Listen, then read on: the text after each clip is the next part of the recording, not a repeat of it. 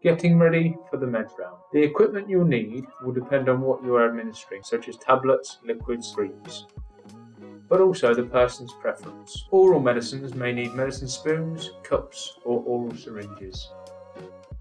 To clean any equipment, we need to ensure we're washing them in warm, soapy water and leaving all items to air dry. We never dry them with a paper towel or a towel. With syringes, there is often confusion about how often we should change them or how long we should keep them for. As per NICE recommendations, syringes for oral medication can be used until the markings start to fade. To wash an oral syringe, we need to draw some water in and out of the syringe a few times. Items for the medication round should never be washed in a dishwasher or sterilizer. Next, check the medication documents. As well as medicines charts or MAR charts, there may be other medicines documents to refer to, such as administration profiles, body maps for creams and transdermal patches, and also when required protocols. It's important when administering medication that we check the individual's identity. If you don't know the person, ask their name, check the photographs contained on the MAR chart, or ask another member of staff for information. Next, we must always start with the chart. The Medicines Administration Record, more commonly known as the MAR chart, lists and records the medicines a person takes or uses.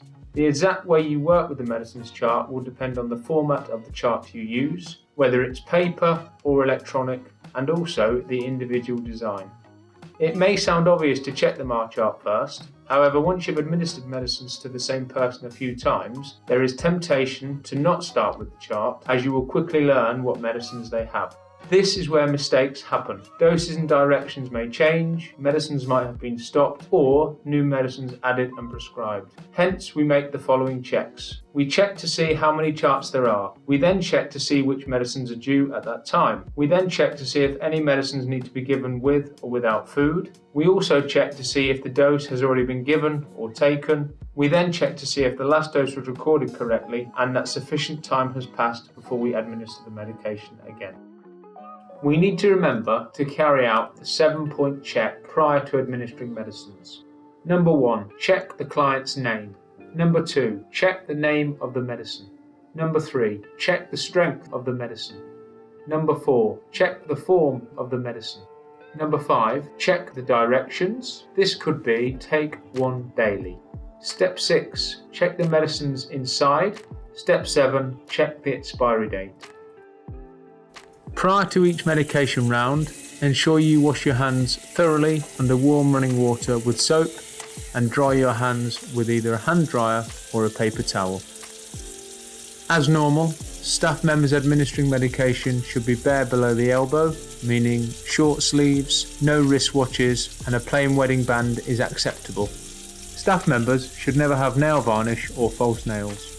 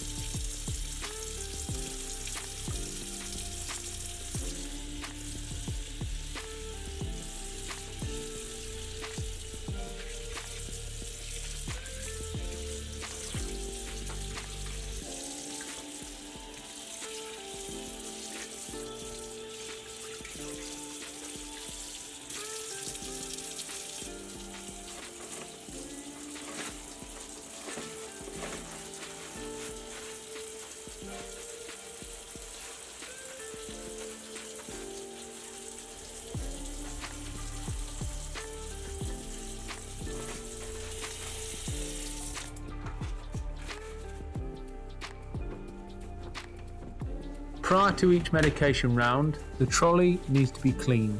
We can clean our medication trolleys using either surface disinfectant wipes or antibacterial spray and a correct colour-coded cloth. Following each medication round, the trolley needs to be wiped down.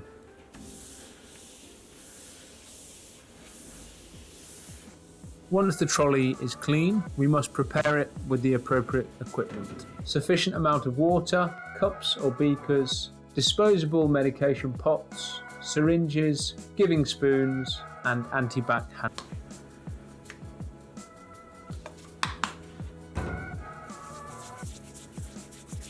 Designated individuals will have the key to the medication trolleys.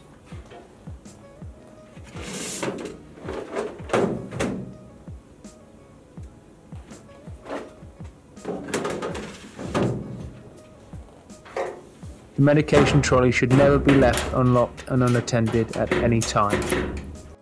Questions are often asked whether gloves need to be used during the administration of medication. Gloves are needed if you come into contact with blood, bodily fluids, or broken skin. Gloves are not needed if you are administering oral medication or for eye or ear care, so long as there are no secretions present. Secretions could indicate that there is an infection. However, NICE guidelines recommend we need to take an extremely cautious approach and wear gloves if handling any cytotoxic medicines used to treat cancer. Gloves must be worn if applying topicals such as creams and ointments.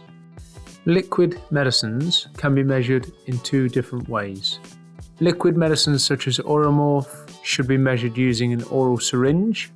Liquid medicines such as lactulose or liquid senna can be used using a medicines pot, as they are thicker and therefore more difficult to syringe from the bottle.